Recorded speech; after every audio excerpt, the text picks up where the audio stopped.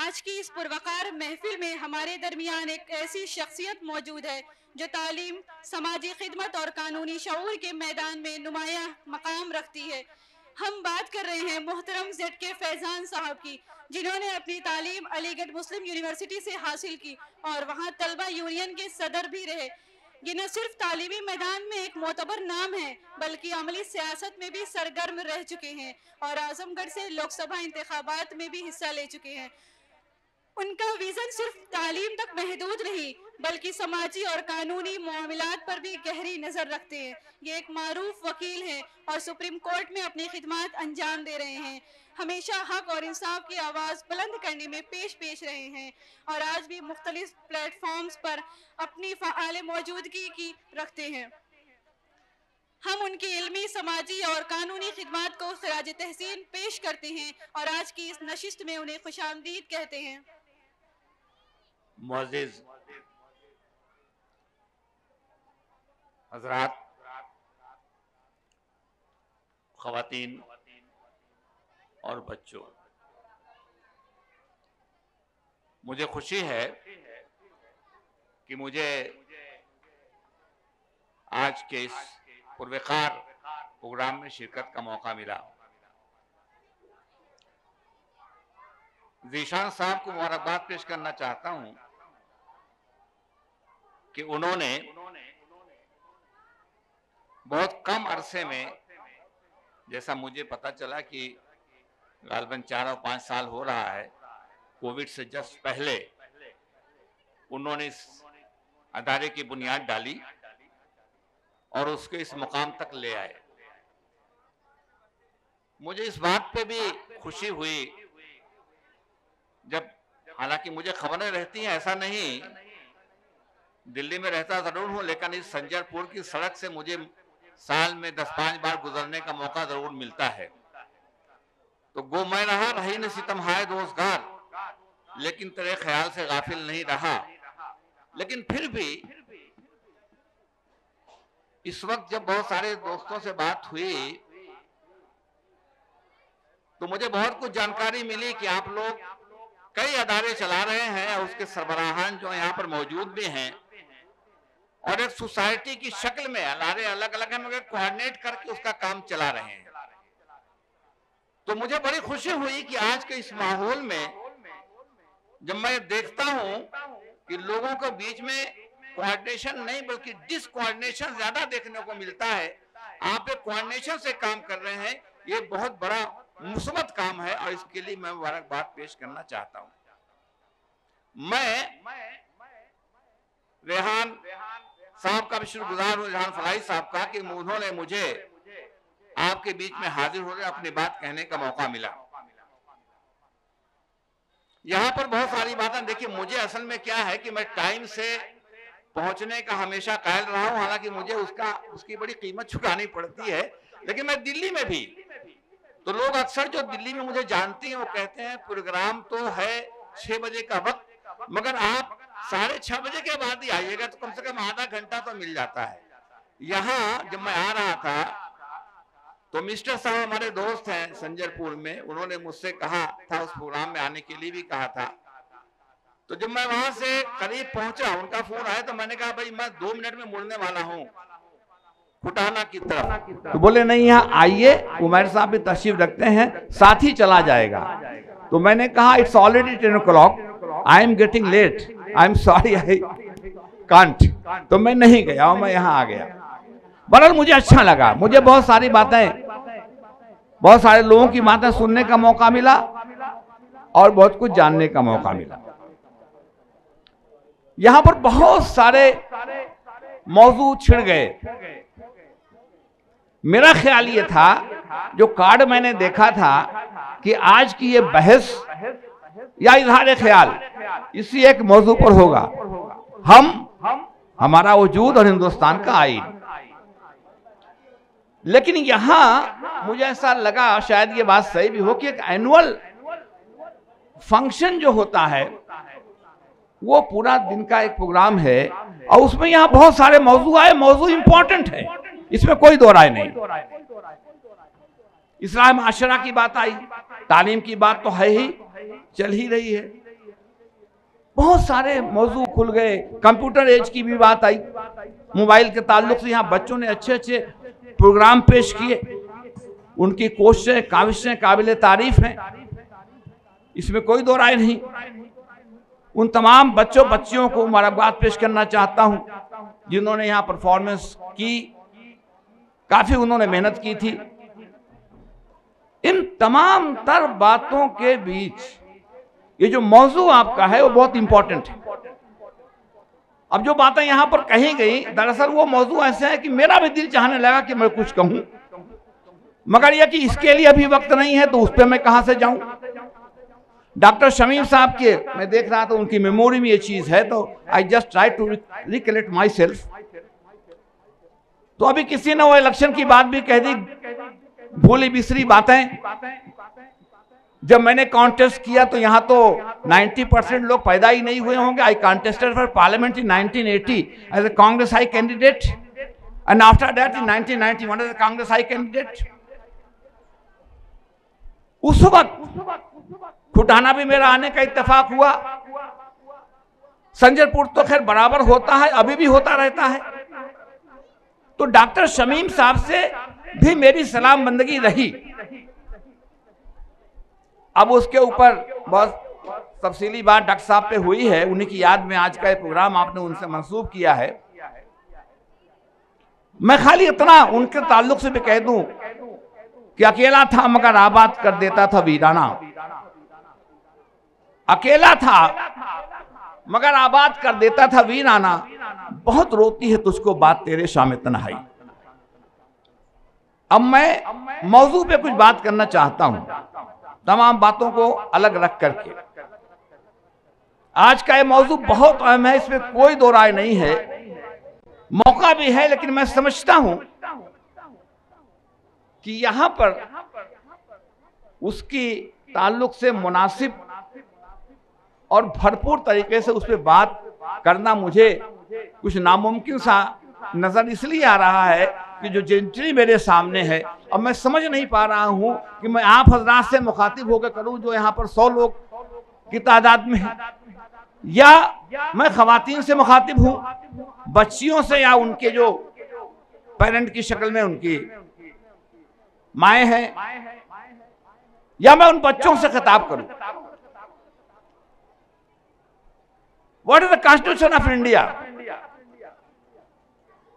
एक ऐसा मौजू है कि इस पे खुल के बात होनी चाहिए, लेकिन वो फिर बात बनती है सिंपोजियम और सेमिनार के अंदर। ये माहौल जिसमें मरमनिम भी हो, डिफरेंट साउंड भी हो, और एक डिफरेंट तरह का प्रोग्राम भी हो, डिफरेंट तरह की एज के एतबार से जेंट्री भी हो। अब कॉन्स्टिट्यूशन क्या है वो बच्चों को बताना पड़ेगा। एक ऐसी किताब है कॉन्स्टिट्यूशन, जो किसी मुल्क का कॉन्स्टिट्यूशन होता है एक किताब की शक्ल में, डॉक्यूमेंट की शक्ल में, तो मुल्क उसी से चलता है। हमारे मुल्क का भी एक कॉन्स्टिट्यूशन है। अब आप क्या समझते हैं और क्या जानते हैं? आप ये जानते हैं कि रात रात भर बैठ करके लिख करके किसी ने कॉन्स्टिट्यूशन दे दिया और कॉन्स्टिट्यूशन लागू हो गया। कैसे वजूद में कॉन्स्टिट्यूशन आया? जरूरत क्यों पड़ी? मुल्क को चलाने के लिए कॉन्स्टिट्यूशन जरूरी है। जमहूरियत में, डिक्टेटरशिप में भी मुल्क चलता है। जो जबान से निकला वो दस्तूर है। अकबर आजम की जबान से निकला हुआ हर्फ कानून है। वो एक अलग चीज होती है। बहुत से मुल्क है जहां कॉन्स्टिट्यूशन नहीं है इस तरह से रिटन। बरतानिया है जिन्होंने हम पे रूल किया, इतनी बड़ी हुकूमत चलाई कि उनके सल्तनत में कभी सूरज नहीं डूबता था। हम भी उनके गुलाम रहे, हम पे राज किया, लेकिन उनका कॉन्स्टिट्यूशन इस तरह से लिखा हुआ नहीं है। The parliament supreme, unitary constitution उनका इस तरह से कहना चाहिए है पार्लियामेंट ने कोई कानून बनाया, दैट इज फाइनल। पीछे क्या था छोड़िए, now this has been pass by parliament, this is the final. हमारे यहां ऐसा नहीं है। हमारे यहां उस पर कदगन राइडिंग बहुत सारे लगे हुए हैं। तो मैं इन बच्चों से मुखातिब हूं, अगर वो तो मैं भी देख रहा था जब यहाँ नज़में वगैरह पढ़ी जा रही थी, तो बच्चे भी वहां से उसमें सुर मिला रहे थे, कोरस कर रहे थे। अब इसमें तो मिला नहीं पाएंगे, लेकिन बच्चों ऐसा है, मुल्क को चलाने के लिए जो किताब बनाई जाती है उसके शहरियों के जरिए, उसे आइन कहते हैं। We the people of India do hereby resolve to give ourselves to the Indian Constitution, which guarantees about the fraternity, liberty, justice, etc. बना कैसे कॉन्स्टिट्यूशन? ये माफी चाहता हूं, हमारे ला के बहुत सारे दोस्त भी यहां बैठे होंगे, तो उनको भी इससे कोई माने मतलब नहीं होता। दायरे बने हुए हैं।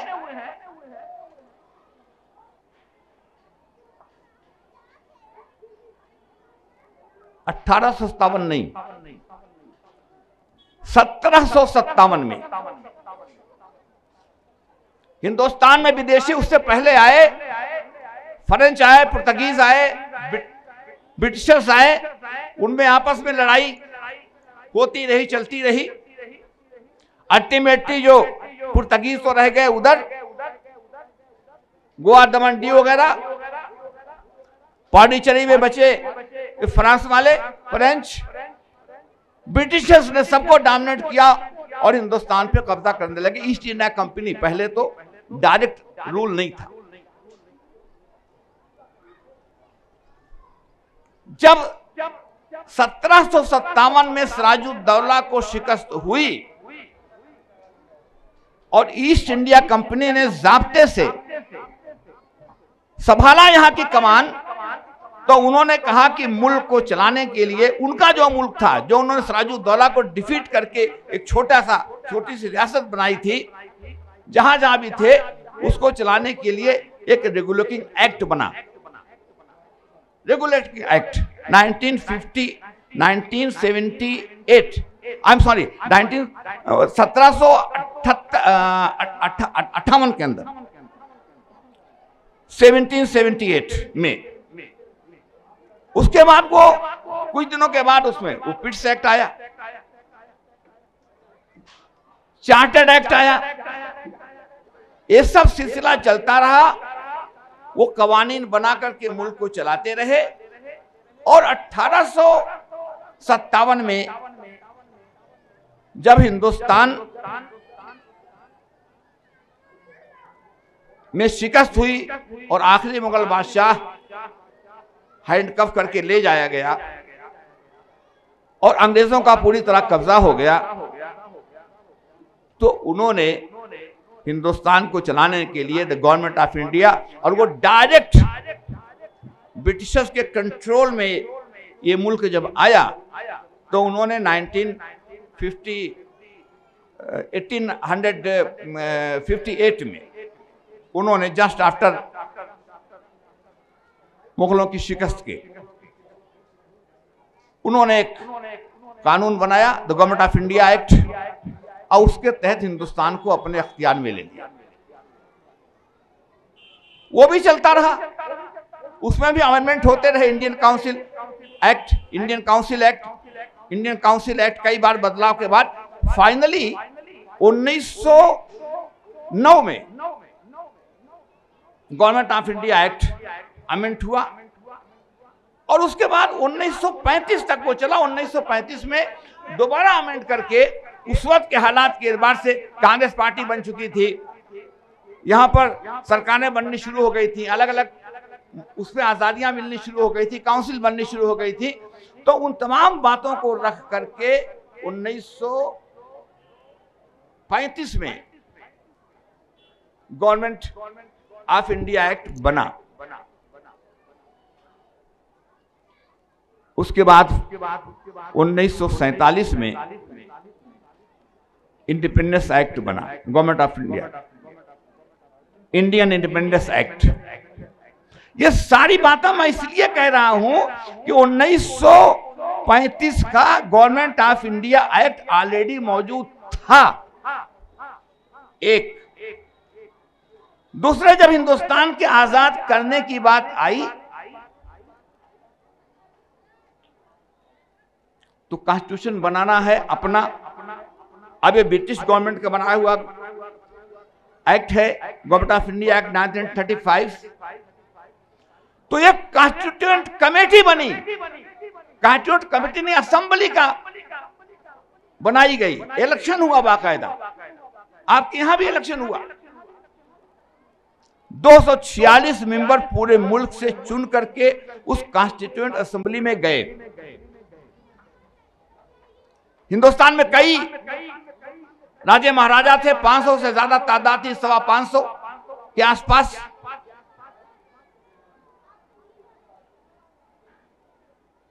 उनकी नुमाइंदगी भी जरूरी थी। चुनाचे 93 लोग, 93 जो है, उनके नुमाइंदगी उसके अंदर शामिल हुए। 246 से 93 वो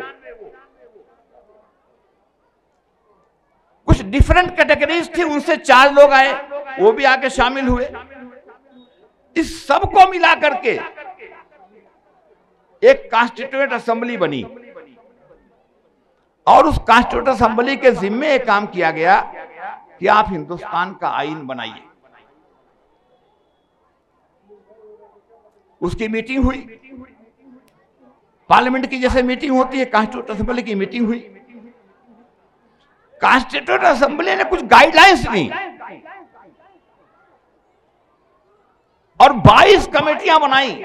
वो जो कॉन्स्टिट्यूएंट असेंबली इलेक्टेड थी, जिसके अंदर राजाओं महाराजाओं के नुमाइंदे भी 93 की तादाद में थे, 4 डिफरेंट लोग भी थे, उन सबों की जो मीटिंग हुई, असेंबली की मीटिंग हुई कॉन्स्टिट्यूएंट असेंबली की, तो उन्होंने 22 कमेटियां बनाई। 10 प्रोसीजरल अफेयर्स के लिए और 12 जो है सब्सटेंटिव मैटर्स के लिए। ये कमेटियां बनाई गई और उस कमेटी में एक कमेटी थी जिसका जो ड्राफ्टिंग कमेटी थी, जिसको डॉक्टर अंबेडकर साहब लीड और हेड कर रहे। 22 कमेटियां बनी थी, कॉन्स्टिट्यूएंट असेंबली बनी थी, 1935 का एक्ट मौजूद था, उसी को आगे पीछे करके बहुत सारी चीजें दाएं बाएं करते गए। हिंदुस्तान के आईन को बनाने में अमेरिका का कॉन्स्टिट्यूशन, ब्रिटेन का ब्रिटेन जो उसके कॉन्स्टिट्यूशन कह सकते हैं आप, जो उनके लास्ट थे, कनाडा का, जापान का, जर्मनी का, ऑस्ट्रेलिया का, ये सारे के सारे कॉन्स्टिट्यूशन कंसल्ट किए गए और उनके प्रोविजंस गाए बगाए अडॉप्ट किए गए।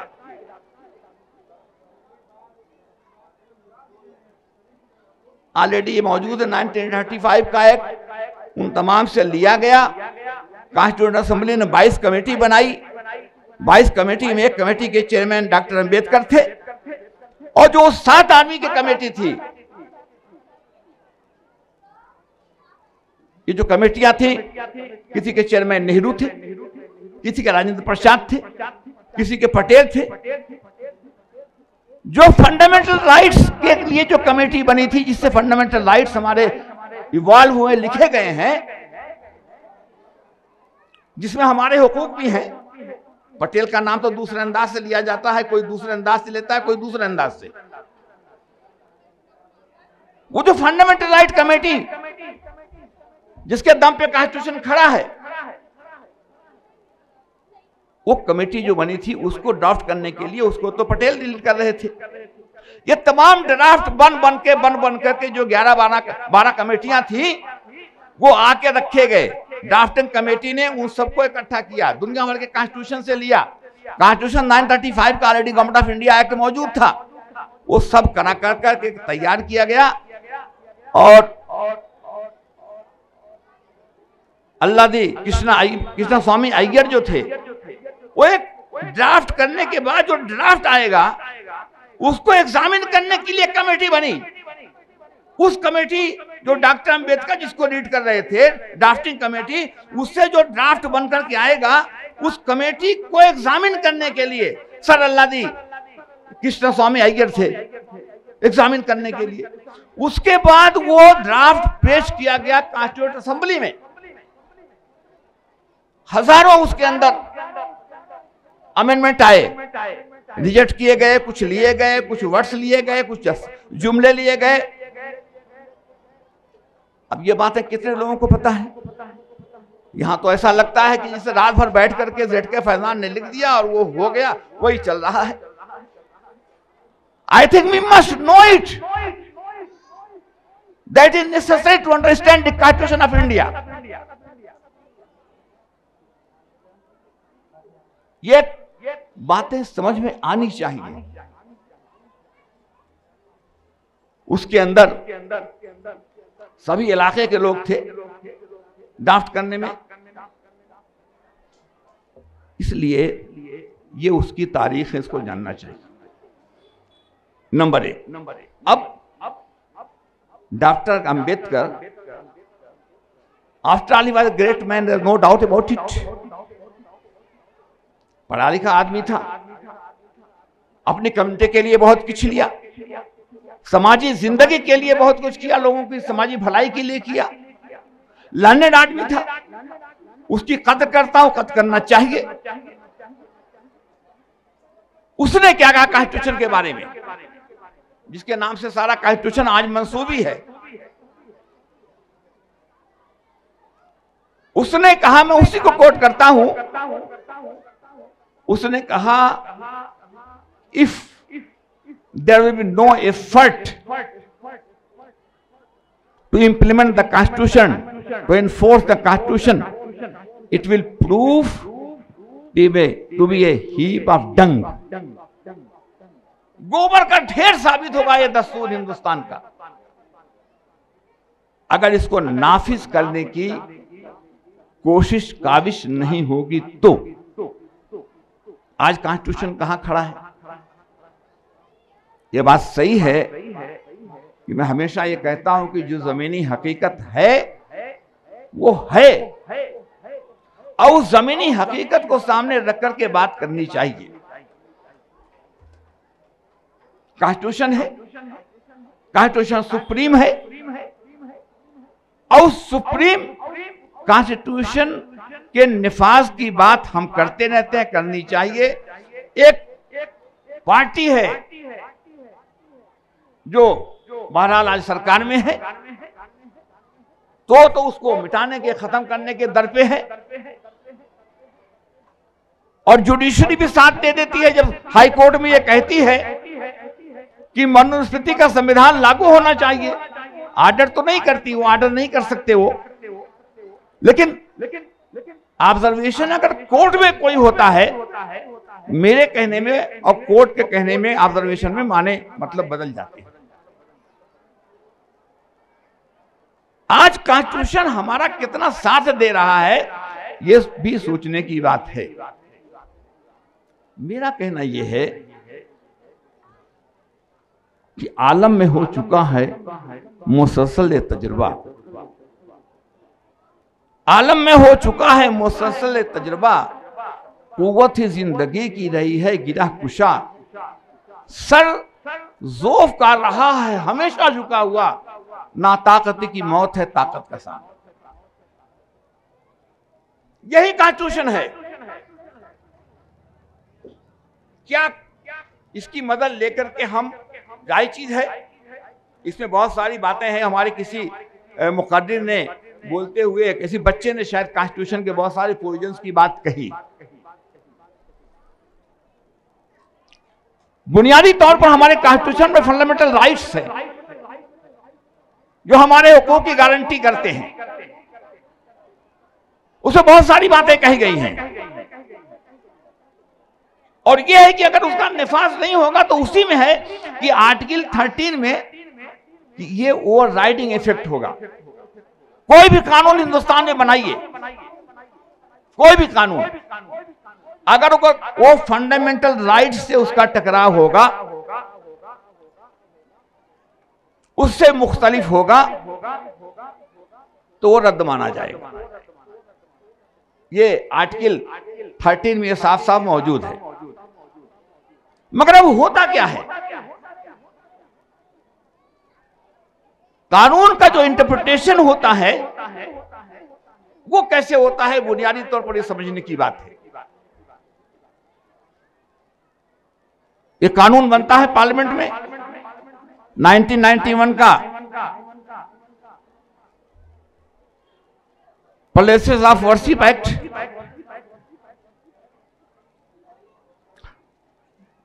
और उसके बाद जब प्लेसेस ऑफ वर्शिप एक्ट को लेकर के कुछ लोग सुप्रीम कोर्ट गए कि गलत बना है। बना था किस बैकग्राउंड में, जो बात मैंने अभी आप कही थी उसकी रोशनी में देखिए, बना था किस बैकग्राउंड में, और आप आज जहां खड़े हैं उस बैकग्राउंड में उसके माने मतलब क्या लिए जा रहे हैं।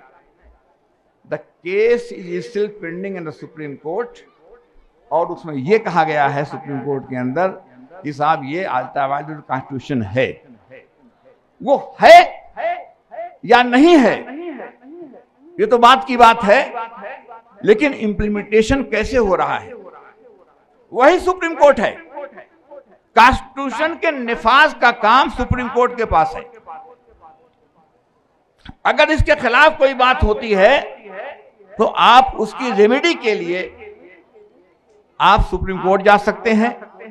आर्टिकल 32 में सुप्रीम कोर्ट को अख्तियार है, आर्टिकल 226 में हाई कोर्ट को भी अख्तियार है कि वो उसको निफाज के लिए डायरेक्शन दे सकते हैं। लेकिन हो क्या रहा है, इंटरप्रिटेशन कैसे हो रहा है। आप पहुंच गए सुप्रीम कोर्ट, सर्वे का ऑर्डर आ गया, हाई कोर्ट गए, हाई कोर्ट ने कहा नहीं, सुप्रीम कोर्ट गए, सुप्रीम कोर्ट ने भी कहा नहीं, निकाल लिया। उन्होंने कहा कि सुप्रीम कोर्ट ने कहा कि यह बात सही है कि 1991 का जो प्लेसेस ऑफ वर्शिप एक्ट है उसमें यह कहा गया है कि 15 अगस्त को जो इबादतगाह जहां जिस तरह की है वैसी रहेगी, मगर ये कहीं नहीं लिखा है कि ये जाना जाए कि उसकी नवैयत क्या थी। अब कह दिया उसने, सर्वे पर स्टे नहीं दिया, और स्टे न देने की शक्ल में क्या हुआ, सर्वे हुआ, शिवलिंग निकल आया, ज्ञानवापी का वो हौज आपके हाथ से चला गया। एक दूसरा मैटर आया, भागते हुए वहां तक गए, स्टे नहीं, बेसमेंट में पूजा शुरू हो गई।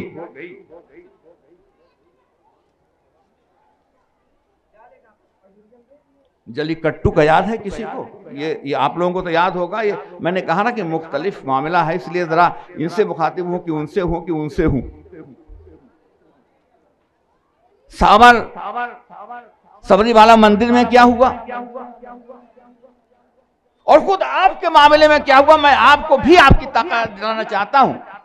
मुझे लगता है कि मैं मौजू है ना ऐसा कि इस मौजू पे घंटों बात करने की बात, and is a matter of some sort of symposium, seminar, इस तरह का मौजू हो तो मुझे याद कीजिए। सबरीमाला मंदिर, आप अभी मैं उसको बताता हूं। सबरीमाला मंदिर में क्या हुआ, औरतें मंदिर में नहीं जा सकती, वहां का लॉ है, रूल है, कस्टम है, उसको बहस को छोड़िए, उसका वक्त नहीं है जाने का। लोगों ने कहा ऐसा क्यों, मस्जिद में क्यों नहीं जा सकती, मुकदमा दायर कर दिया, सुप्रीम कोर्ट पहुंच गए। सुप्रीम कोर्ट ने उन्होंने वही आर्टिकल 21, 19 वगैरह का हवाला दिया। सुप्रीम कोर्ट ने कहा yes, it's in violation of the constitution of India, all right, declare कर दिया अल्ट्रा वायलेंस। जब उन्होंने हंगामा किया और अपनी ताकत का लोहा मनवाया तो उसी सबरीमाला मंदिर का मामला 2018 का था, जब वहां हंगामा हुआ, जब वहां आग लगी कहना चाहिए, और हालात, सूरत हाल नाकाबिले बर्दाश्त या बाहर हुई हालात। तो फिर सुप्रीम कोर्ट में एक मुकदमा रिव्यू का प्रोविजन होता है, रिव्यू डाला। 2018 से वो पेंडिंग पड़ा हुआ है और मामला जैसा था वैसे ही चल रहा है। जलीकट्टू बैलों की लड़ाई वहां पर होती है, आप लोग बहुत से लोग उससे वाकिफ हैं, जानते हैं। तमिलनाडु के अंदर कुछ पार्ट महाराष्ट्र का है, कुछ कर्नाटका का है, वो इलाका है। जैसे इलाके बनते हैं ना, जौनपुर आजमगढ़ का ये इलाका है जो यहां से लेकर बिलरियागंज से सरायमीर से होता हुआ वहां तक जाता है, गुडनी वगैरह तक, जौनपुर मिला करके, वैसे ही वो एक इलाका है तमिलनाडु टोटल। वहां वो बैलों की फाइट होती है, मजहबी मामला जुड़ा हुआ है उससे। तो उन मजहबी मामलात में उन्होंने उस पर भी हंगामा कर दिया। एनिमल प्रोटेक्शन वाले आ गए, protection cruelty to animal act, साहब ये गलत है, इसके खिलाफ है। सुप्रीम कोर्ट ने कह दिया कि हाँ खिलाफ है। हंगामा मचा, जाने गई, कुर्बानियां दी। सेंट्रल गवर्नमेंट ने कह दिया 2014 में फाइल किया था, 15 में आर्डर आया, हंगामा हुआ 2016 में। सुप्रीम कोर्ट ने कहा, सेंट्रल गवर्नमेंट ने ऐसे नहीं, उन्होंने उसको अलाउ कर दिया। इन द मीन टाइम वहां की गवर्नमेंट ने लॉ पास करके उनका जो ऑब्जेक्शन था, कहना चाहिए लीगल, वो अमेंड कर दिया उन्होंने। महाराष्ट्र ने भी पास कर दिया, कर्नाटक ने भी कर दिया। मतलब मैटर इज, वही सुप्रीम कोर्ट उसने कह दिया कि जो कानून बनाया गया है वो that is not alternative to the constitution, और वो ठीक है, चल रहा है। अफसोस, सद अफसोस, एक बात कह करके मुझे लगता है कि मैं ज्यादती करूंगा, कर रहा हूं शायद। बनारस तो बगल में है, ताहिर मंडी साहब तशरीफ रखते हैं, उमैर साहब है, मैं सकता हूं आप सब लोगों को इस बात का, पुरानी बात हो गई। I was my self present in the court, मेरा केस में नहीं था, इब्राहिम सुलेमान सेठ साहब मौजूद थे, इसलिए उनसे बात हुई, मालूम हुआ था, मैं भी उसके अंदर चला गया था। इसी बनारस में जहां आज जो चाहती है सरकार कर रही है, इधर कोर्ट का ऑर्डर हुआ, 2 घंटे में नाफिज होने लगा ऑर्डर। और मैं दीवार पे लिखा हुआ बहुत कुछ देख रहा हूं, लेकिन अब इस वक्त उसका मौका नहीं है। मैं भी एक तालीमी अदारे में हूं और उस बात को एक्सप्लेन करने का मौका नहीं है।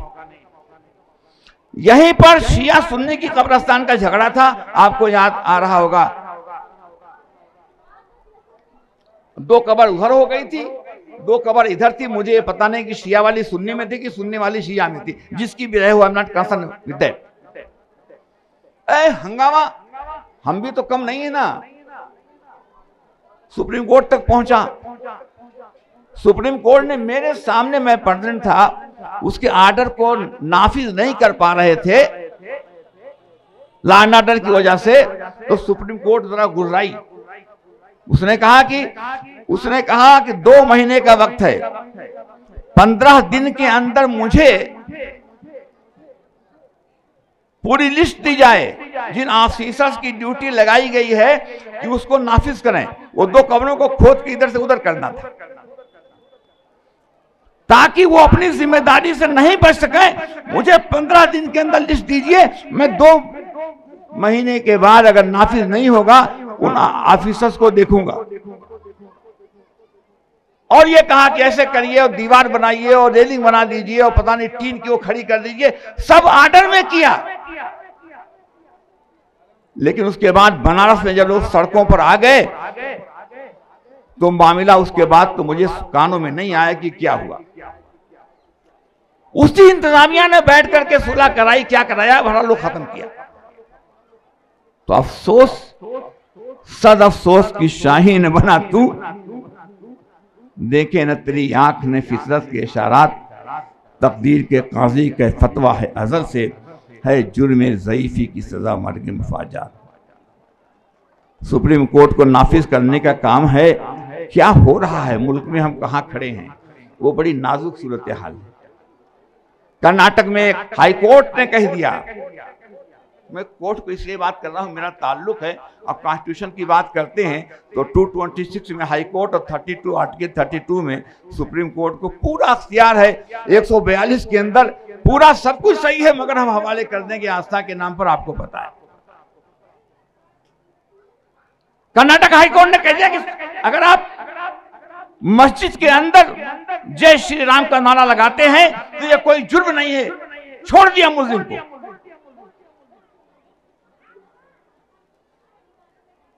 मध्य प्रदेश हाई कोर्ट ने क्या कहा, एक शख्स की जमानत देता है, वो मुसलमान है, उससे कहते हैं जमानत की शराइत में आप पुलिस में हाजिरी देंगे, ठीक है, ये तो कानून कहता है। एडिशनल शर्त लगाया कि जब आप थाने में हाजिरी देने जाएंगे तो झंडे के सामने खड़े होकर के भारत माता की जय का नारा लगाएंगे। मुझे लिटरल ट्रांसलेशन की बात नहीं है, हिंदुस्तान जिंदाबाद कहने में क्या हर्ज की बात है। आप अगर मुझसे कहते हैं कि भारत माता की जय, तो मैं कहूंगा तुम कहो कि हिंदुस्तान जिंदाबाद मेरे साथ। अरे हमसे कुव्वते बर्दाश्त की बात आप करते हैं। सच कह दूं ब्रह्मन गरतू बुरा न माने, तेरे सनम कदों के बुत हो गए पुराने। इकबाल ने इसी उसमें कहा, वो लंबी नज्म है कि पत्थर की मूर्तों में समझा है तू खुदा है, खाके वतन को मुझको हर जरा देवता है। लेकिन जब आप हमसे कहेंगे कि कहो इस मूर्ति के अंदर देवता है, तो हम नहीं कहेंगे। मैं अपने मकान के अंदर बैठा हुआ हूं, मैं 10 दिन घर से नहीं निकलूंगा, लेकिन अगर आप एक ऑर्डर लेकर के आए कि डिस्ट्रिक्ट मजिस्ट्रेट का ऑर्डर है कि आप 4 घंटे तक घर से बाहर नहीं निकलेंगे, ये मुझे बर्दाश्त नहीं होगा। इन बुनियादी बातों को समझने की जरूरत है। बड़ी बारीक लाइन है शुजाअत और हिमाकत में। अब बुज़दिली और एहतियात, आज जो सूरत हाल है उसमें हम एहतियात इस हद तक कर रहे हैं कि हमने अपने आप को बुज़दिली की हुदूद में दाखिल कर लिया है। इस फर्क को समझना होगा। लोग मुझसे कहते हैं, आई एम सॉरी, लोग मुझसे कहते हैं कि फैजान साहब आप भी इस तरह की इंटरप्रिटेशन से बातें करते हैं। मैंने कहा कि दूसरा उसका जुमला यह है कि आप ये सोचिए कि मुझ जैसा आदमी भी ये बातें क्यों कर रहा है।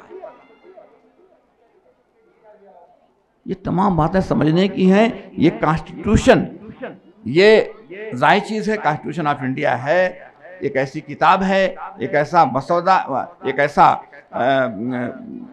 प्रोविजंस इसके अंदर है ऐसे कि उससे हमको जमानत मिली हुई है। लेकिन जमानत जिस हद तक मिली हुई है, उसके बाद इस कॉन्स्टिट्यूशन को नाफिज हम कहां तक करवा सकते हैं, ये भी सोचने की बात है। इस पे गौर करना चाहिए। कॉन्स्टिट्यूशन के निफाज के लिए एक तो अदालत है, हाई कोर्ट है, सुप्रीम कोर्ट है बेसिकली आर्टिकल 32 में, लेकिन इसको नाफिज करवाने के लिए अपनी भी कुव्वत की जरूरत पड़ती है। वो कुव्वत आपको पैदा करनी पड़ेगी।